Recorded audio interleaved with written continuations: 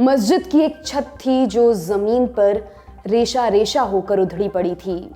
एक कालीन थी जिसका रंग खून से सुर्ख हो चुका था। एक इमारत थी जो टूटकर मासूम लोगों के शरीर को बेजान बनाए जा रही थी। कुछ सायरन लगी गाड़ियां थीं जिनका आना जाना किसी अनहोनी का संकेत दे रहा था, जिन्हें देखकर लोग कुछ दहशत में और कुछ दयालुता में जगहें छोड़ रहे थे। कुछ पल पहले वो जगह उत्साह से गले मिलते और ठाके लगाते लोगों से गुलजार थी, मगर कुछ पलों के अंतर में उसका चरित्र बदल गया था। दरअसल 30 जनवरी 2023 की दोपहर पाकिस्तान के पेशावर में एक मस्जिद के अंदर बम धमाका हुआ। इसमें 90 से अधिक लोगों की मौत हो चुकी है, जबकि लगभग 150 लोग घायल हुए हैं। जिस मस्जिद में धमाका हुआ वो पुलिस लाइंस में थी। ये जगह पेशावर की सबसे सुरक्षित जगहों में से एक मानी जाती है। तमाम सुरक्षा व्यवस्था के बीच एक फिदायीन हमलावर कई किलो विस्फोटक लेकर मस्जिद के अंदर घुसा और नमाज के तुरंत बाद उसने खुद को भी उड़ा लिया। मीडिया रप्टों के मुताबिक धमाके के वक्त मस्जिद में लगभग 500 लोग मौजूद थे। धमाके के जोर से मस्जिद की छत गिर गई, कई लोग उसमें भी दब गए। उन्हें निकालने के लिए रात भर ऑपरेशन चलाया गया। बम ब्लास्ट की खबर ने पाकिस्तान के साथ साथ पूरी दुनिया को हैरत में डाल दिया था। पाकिस्तान के प्रधानमंत्री शहबाज शरीफ और आर्मी चीफ आसिम मुनीर तुरंत मौके पर पहुंचे। भेंट मुलाकात के बाद शरीफ बोले, ये बम धमाका नहीं, पाकिस्तान पर हमला है। इसके दोषियों को इतिहास से मिटा दिया जाएगा। दोषी कौन? पहले तो इस धमाके की जिम्मेदारी तहरीके तालिबान पाकिस्तान यानी TTP ने ली, लेकिन थोड़ी देर बाद उसने मना कर दिया। हालांकि सारे सूत्र उसी की तरफ इशारा करते हैं। उसका पुराना रिकॉर्ड इस धारणा को पुष्ट करता है। ये वही TTP है जिसके साथ बैठकर शरीफ सरकार महीनों तक शांति समझौता करने की कोशिश में जुटी थी, और ये वही TTP है जिससे बात करने के लिए पाकिस्तानी अफसरों की टीम काबुल के चक्कर लगाती रहती थी। वहां अफगान तालिबान मध्यस्थ की भूमिका निभाता था। ये सब शरीफ सरकार की निगहबानी और उनकी शह में होता था। दिलचस्प ये कि पाकिस्तान ने TTP को आतंकी संगठन घोषित कर रखा है। इसके बावजूद वे आतंकियों से हथियार रखने की गुहार लगाते थे। जब बात नहीं बनी तो TTP ने संघर्ष विराम से कट्टी कर ली। इसके बाद से उसने पाकिस्तान में कई आतंकी हमले किए हैं। जनवरी 2023 की शुरुआत में TTP ने बयान जारी कर कहा था कि अब से नेताओं और मंत्रियों को निशाना बनाया जाएगा। जानकारों का कहना है कि ये कहना दुखद तो है, लेकिन पेशावर की मस्जिद में हुआ बम ब्लास्ट महज एक ट्रेलर है। अगर सरकार ने अपनी पॉलिसी नहीं बदली तो कयामत नजदीक है। TTP के इतिहास और उसके मकसद के बारे में हम पहले भी बता चुके हैं। वीडियोस के लिंक आपको डिस्क्रिप्शन बॉक्स में मिल जाएंगे। आज के शो में हम समझेंगे TTP पाकिस्तान के लिए खतरनाक क्यों होता जा रहा है, TTP अब पुलिस और सेना को निशाना क्यों बना रही है, और पाकिस्तान सरकार शांति कायम करने में नाकाम क्यों रही है। नमस्कार, मेरा नाम दिव्यांशी सुमराव है और आप देखना शुरू कर चुके हैं लल्लन टॉप का अंतर्राष्ट्रीय प्रसंगों से जुड़ा रोजाना का कार्यक्रम दुनियादारी।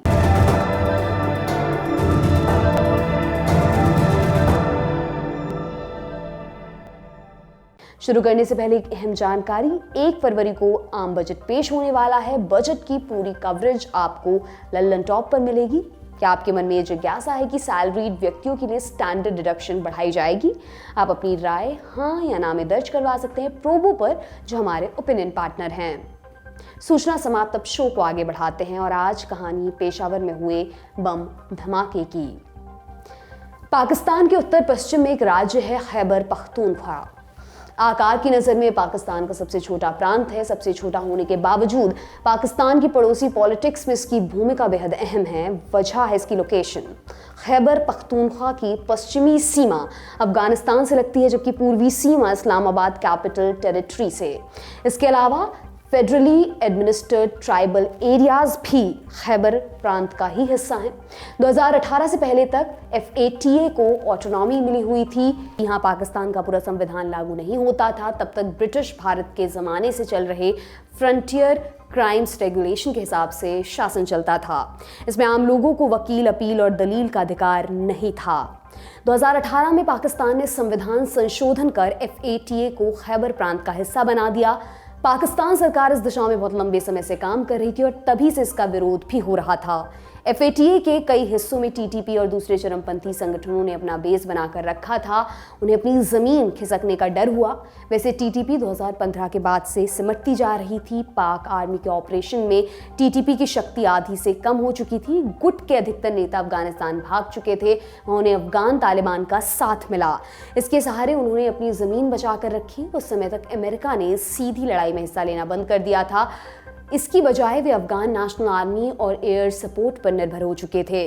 अमेरिका ने जितनी उम्मीद रखी थी उसकी तुलना में ANA बहुत कमजोर थी। आर्मी कमांडर्स भ्रष्टाचार में व्यस्त थे और अधिकतर अफगान सैनिकों की लड़ने में कोई दिलचस्पी नहीं थी। अमेरिका को नियति की समझ हो चुकी थी, इसलिए उन्होंने तालिबान के साथ शांति की पहल शुरू की। इसने तालिबान को उभरने का मौका दिया और अप्रत्यक्ष तौर पर इसका फायदा TTP को मिला। कैसे?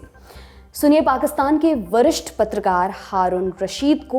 इमरजेंसी वाले इलाकों में काम करने का इन्हें लंबा अनुभव रहा है। ये है तो ऑफशूट अफगान तालिबान की ही। बहुत से पाकिस्तानी तालिबान जो अफगान तालिबान के साथ 2001 के बाद लड़े अफगानिस्तान में, उन्होंने ही वापस आके 2007 में TTP की बुनियाद रखी थी। महसूद कबाइल इसमें बड़े, वजीरिस्तान के जो मिलिटेंट्स थे वो इसमें आगे आगे थे, बैतुल्ला महसूद साहब थे। तो ये उन्हीं की ऑफशूट है। अभी भी वो आइडियोलॉजिकली अफगान तालिबान और मुल्ला मोहम्मद उमर और हिब्बुल्लाह साहब को अपना नज़रियाती नेता मानते हैं। ऑपरेशनली डिफरेंट हैं, डिफरेंट तरीके से चलाते हैं। लेकिन पिछले दिनों जब ये 2014 का आपने जैसे कहा पेशावर स्कूल हमले के बाद ये पाकिस्तान ने उनके खिलाफ कामयाब कार्रवाई की, तो बहुत सारे जो लोग थे वो अफगानिस्तान चले गए और वहाँ सेटल हुए। और अभी भी अफगानिस्तान पर आरोप है कि ये कार्रवाइयाँ वो वहीं से कर रहे हैं, लेकिन अफगान तालिबान नहीं मान रहे। तो अब अफगान तालिबान ने जब वो सरकार में आए तो उन्होंने इतना तो किया कि इनको मुज़ाकरात की टेबल पर लेकर आए और कुछ सीज फायर भी हुआ, लेकिन वो कोई परमानेंट सेटलमेंट में या किसी अच्छे एग्रीमेंट में नहीं कन्वर्ट हुआ। तो वो टेम्परेरी थी। अब अफगान तालिबान कहते हैं कि इनका अफगानिस्तान में कोई वो नहीं है, ये पाकिस्तान के अंदर से ही कार्रवाइयाँ कर रहे हैं।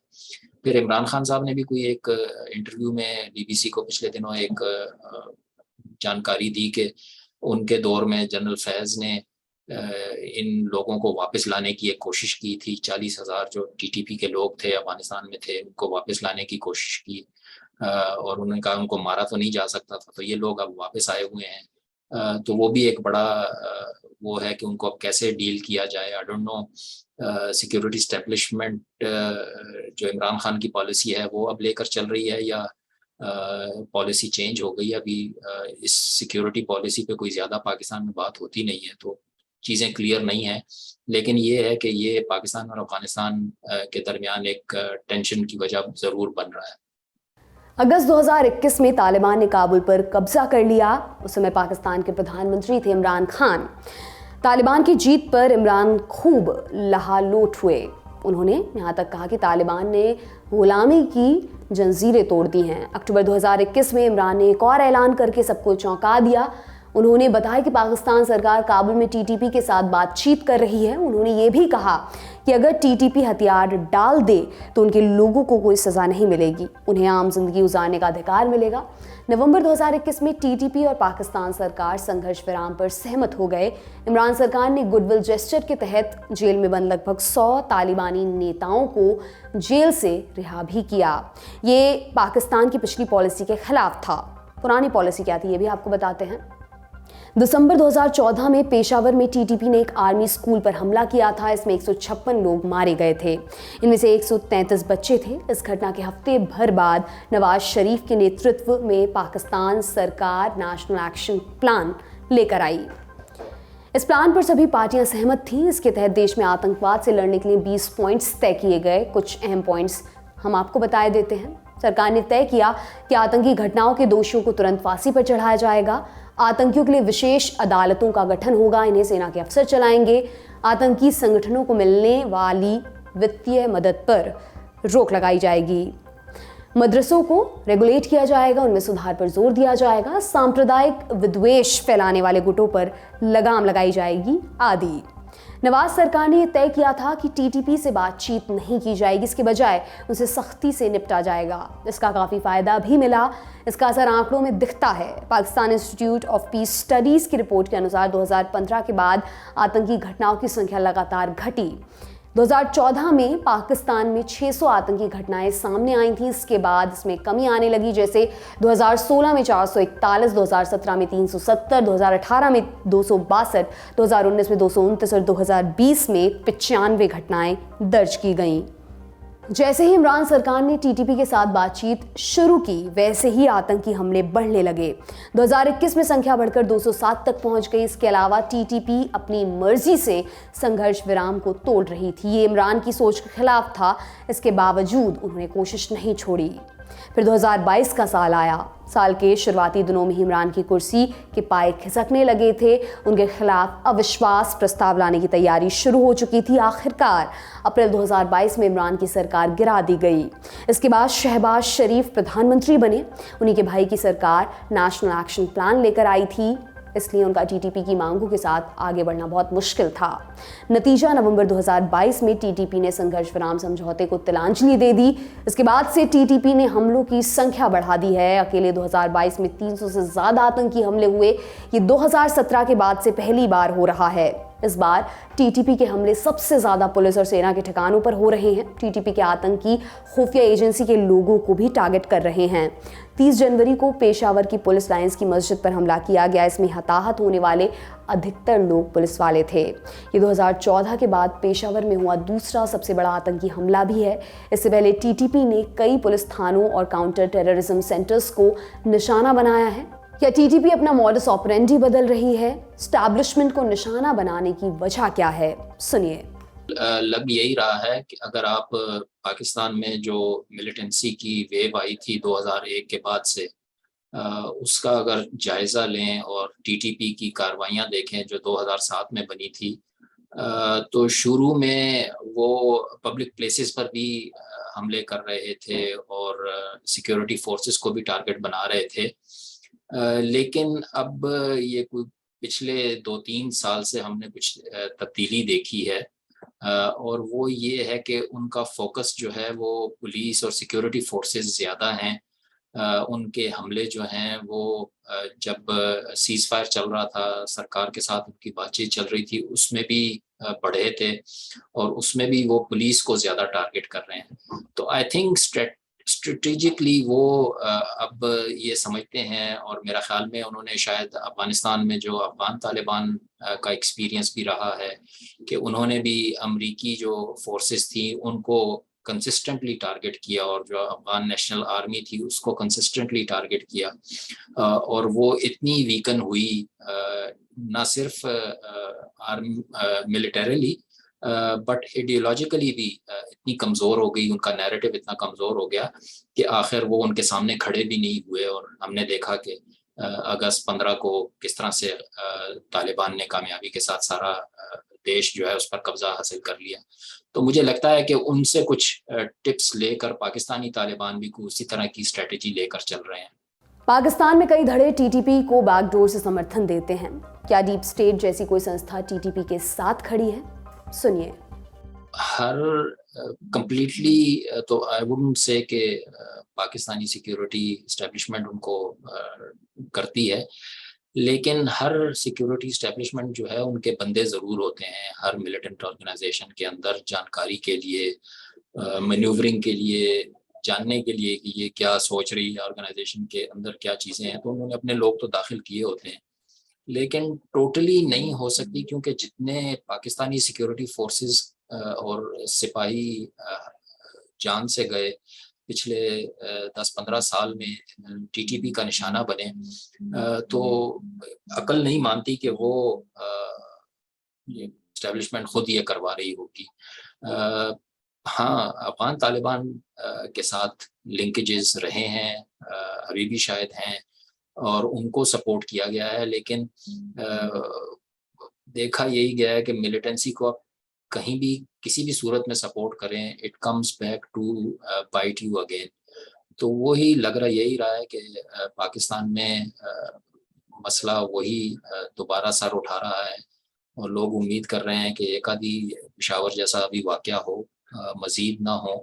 बट ये सारा डिपेंडेंट इसी पे है कि पाकिस्तान की स्टेट क्या पॉलिसी इख्तियार करती है इस पर।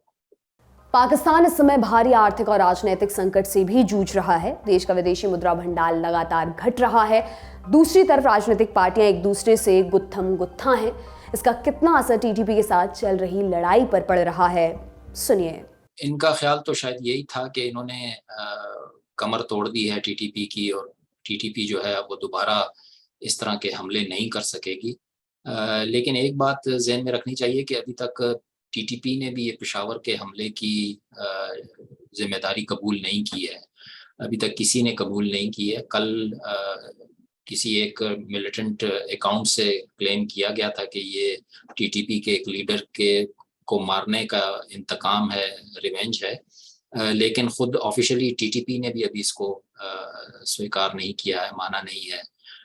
लेकिन लगता यही है कि पाकिस्तान में इससे पहले भी हुए हैं इस तरह के बड़े हमले, जब वो काफ़ी ज़्यादा जानी नुकसान हो जाता है। तो हमने देखा है बाज़ औक़ात फिर मिलिटेंट ऑर्गेनाइजेशन, चाहे वो दाइश हो या टीटीपी, वो जिम्मेदारी नहीं लेते बिकॉज ऑफ पब्लिक रिएक्शन या गवर्नमेंट का रिएक्शन। तो इस मरतबा भी चूँकि काफ़ी बड़ी तादाद में पुलिस टारगेट हुई है, पाकिस्तान के सेना के जो नेता हैं वो वहाँ गए, जनरल आसिम मुनीर गए और प्रधानमंत्री भी फ़ौरन पेशावर पहुँचे।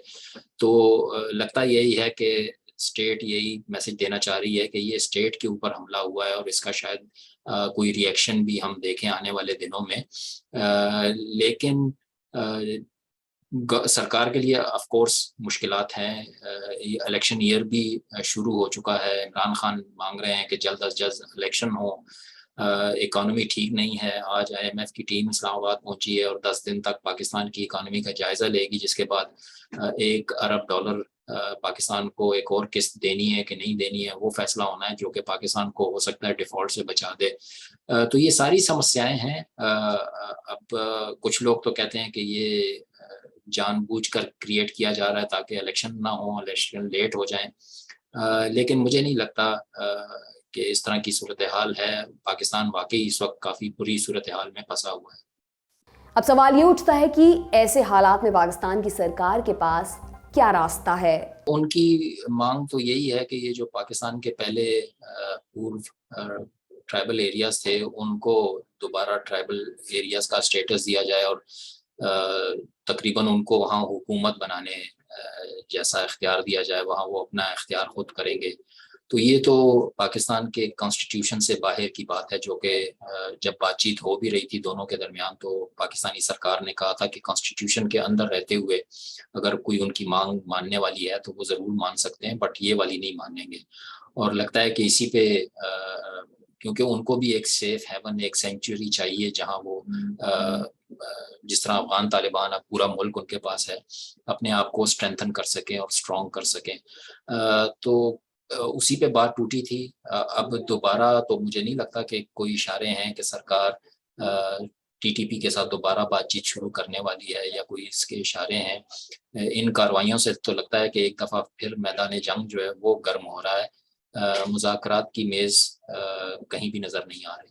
पेशावर के दौरे से लौटने के बाद पाकिस्तान के प्रधानमंत्री शहबाज शरीफ ने आपात बैठक बुलाई। मीडिया रप्टों के अनुसार सरकार NAP को सख्ती से लागू करने पर विचार कर रही है। जानकारों का मानना है कि TTP ने सीमा लांघ दी है, उनके साथ बातचीत का रास्ता बंद हो चुका है। आशंका जताई जा रही है स्थिति एक हिंसक भविष्य की तरफ इशारा कर रही है। इस मामले पर हमारी नज़र बनी रहेगी। आप बने रहिए दी लल्लन टॉप के साथ। आज का दुनियादारी यहीं पर समाप्त होता है दोस्तों। कल फिर आपसे मुलाकात होगी, इसी उम्मीद के साथ विदा लेती हूँ। शुक्रिया, शुभ रात्रि। सिर्फ 59 रुपए महीने में पाइए YouTube पर LT प्रीमियम। किसी भी प्लेटफॉर्म से 3 दिन पहले देखिए हमारे प्रीमियम प्रोग्राम जैसे guest in the news room, किताब वाला आदि। इसके अलावा बहुत कुछ। सब्सक्राइब करने के लिए लल्लन टॉप के YouTube चैनल पर जाकर क्लिक करें ज्वाइन बटन।